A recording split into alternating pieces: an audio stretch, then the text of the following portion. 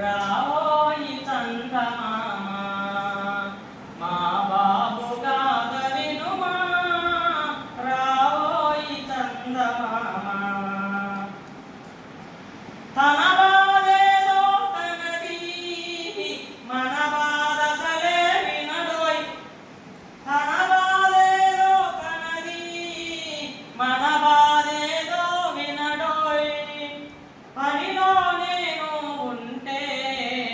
బాగా విసిగిస్తాడోయ్ రావోయి చందమామ